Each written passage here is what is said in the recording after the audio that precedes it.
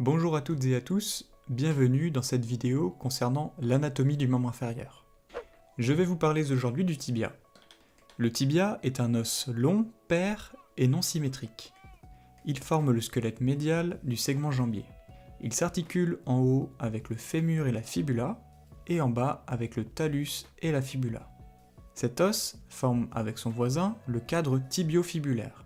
Cet ensemble est dominé par le tibia, plus massif et assurant l'essentiel de la portance du poids corporel. De plus, le couple tibio-fibulaire joue un rôle important à la cheville, formant la pince bimalléolaire.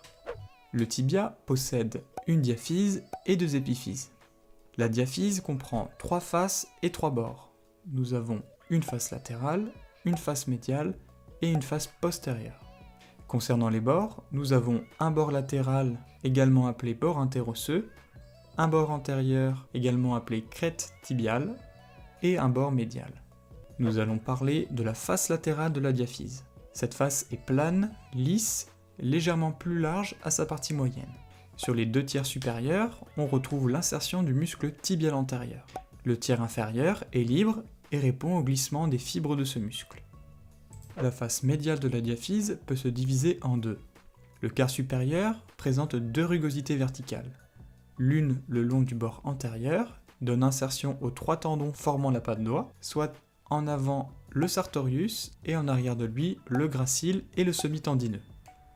L'autre zone rugueuse est en arrière de la précédente et donne insertion au ligament collatéral tibial du genou. Les 3 quarts inférieurs sont lisses et sous-cutanés, ils donnent insertion au fascia superficiel. La face postérieure est divisée en 2 par une crête oblique. De ce fait, on va décrire 3 zones. La crête oblique, la surface qui est située au-dessus de la crête, et la surface qui est située au-dessous de la crête. Donc parlons d'abord de la crête oblique. Celle-ci est rugueuse et occupe le tiers supérieur de la face. Elle est dirigée obliquement en haut et en dehors, sauf à sa partie toute supérieure, elle donne insertion au muscle soléaire. Au-dessus de la crête, nous allons retrouver une surface de forme triangulaire qui est effilée en bas, lisse, et donne insertion au muscle poplité. Au-dessous de la crête, cette partie est divisée en 2 par une petite crête verticale séparant 2 insertions musculaires qui occupent environ les 2 tiers supérieurs de cette partie, avec en dedans l'insertion du muscle long fléchisseur des orteils et en dehors celle du muscle tibial postérieur, cette dernière descendant plus bas que la précédente. La partie toute inférieure est lisse et répond au glissement des fibres des muscles postérieurs profonds. Seule la partie inférolatérale donne une petite insertion, celle de l'arcade du long fléchisseur des orteils, sous laquelle s'engage le tibial postérieur. Le bord antérieur, ou crête tibiale, est très saillant et sous-cutané. Il va s'étendre de la crête latérale de la tubérosité tibiale au bord antérieur de la malléole médiale. Il a la forme d'un S italique, concave en dehors à sa partie supérieure, puis concave en dedans à sa partie inférieure. Il va donner insertion au fascia superficiel. Le bord latéral ou interosseux est marqué, légèrement concave en avant, il donne insertion à la membrane interosseuse et à sa partie supérieure à la corde oblique. Le bord médial est légèrement convexe en avant et à son tiers moyen, il va donner l'insertion au muscle soléaire. Nous allons maintenant parler de l'épiphyse proximale. Donc celle-ci est volumineuse. Elle a la forme d'une pyramide quadrangulaire à base supérieure. On va ainsi lui décrire 5 faces. Une face supérieure, que l'on appelle également plateau tibial, une face antérieure, une face postérieure, une face latérale et une face médiale. Tout d'abord, parlons de la face supérieure. Donc cette face est située dans un plan oblique en arrière et en bas d'environ 5 degrés et se divise en 3 parties. On retrouve les 2 condyles tibiaux qui sont séparés par une zone intercondylaire. Le condyle latéral est une surface articulaire qui va être située sur le plateau tibial et répond au condyle latéral du fémur. Elle est de type bicondylaire, sa forme est ovalaire à grand axe antéro-postérieur, légèrement convexe selon son grand axe et concave transversalement. Elle regarde en haut et est encroûtée de cartilage hyalin. Le condyle médial est grossièrement symétrique, à grand axe légèrement oblique en arrière et en dedans. Celui-ci est concave en tous sens.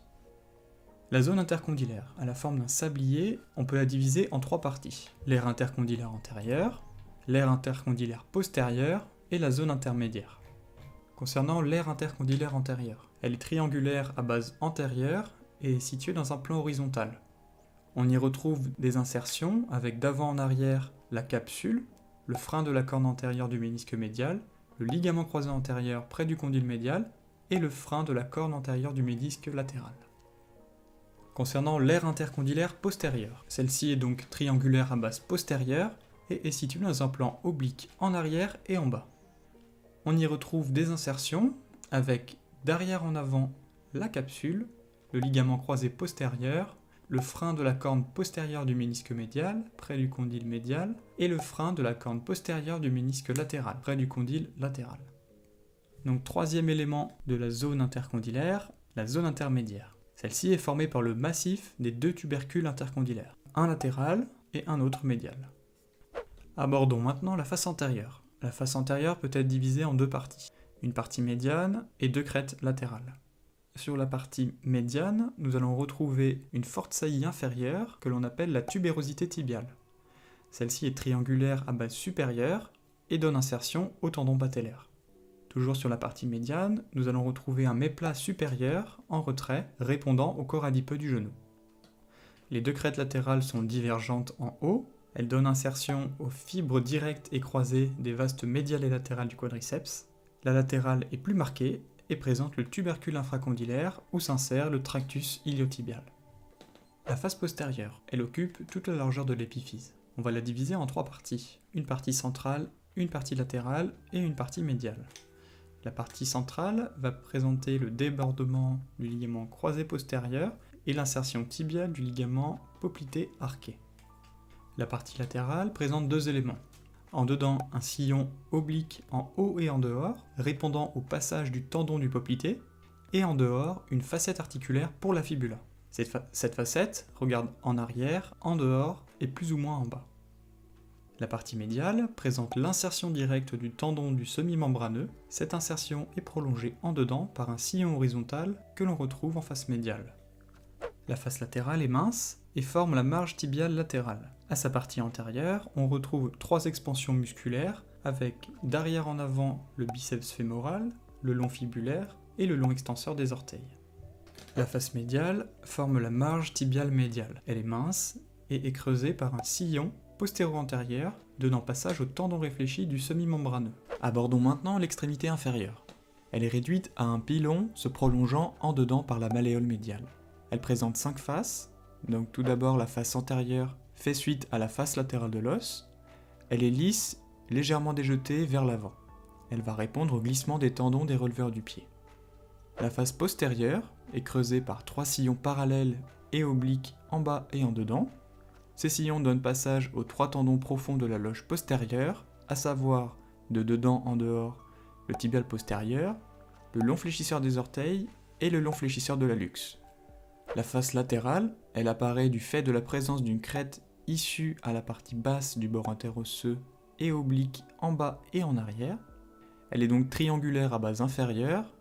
Sa partie basse est limitée en avant et en arrière par 2 tubercules sur lesquels s'insèrent les ligaments tibiofibulaire inférieur, antérieur et postérieur. Entre ces tubercules se situe le champ fibulaire qui est une surface articulaire non encroûtée de cartilage hyaline. La face médiale est sous-cutanée, lisse, convexe en tous sens et se prolongeant en bas par la malléole médiale. Cette aspérité est aplatie de dedans en dehors, dévoilant ainsi une face latérale qui n'est autre que le débordement de la surface articulaire de la face inférieure du pilon.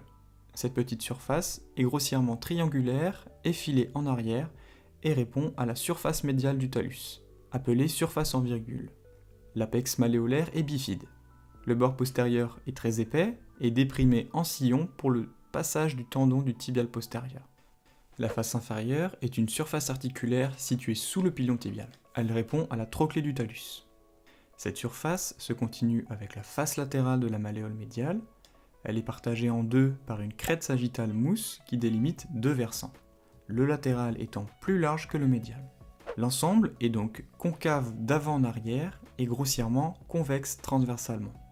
Son bord postérieur descend plus bas que l'antérieur. Le développement de cette surface est un arc d'environ 70 degrés. Elle regarde en bas, légèrement en avant, et est encroûtée de cartilage hyalin. j'en ai terminé avec la description du tibia.